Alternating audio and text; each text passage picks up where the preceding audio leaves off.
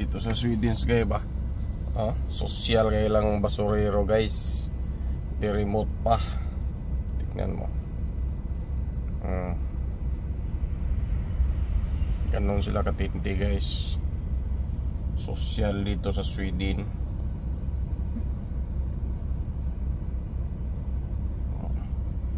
Paano yan magkuha ng basura? Ganun lang sila. Diba? Walang kahirap-hirap.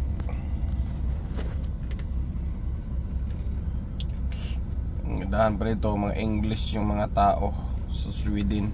Tingnan mo. Haba niya, no? Basura, oh.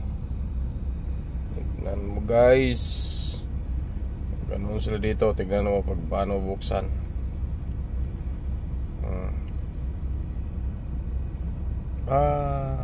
Automatic.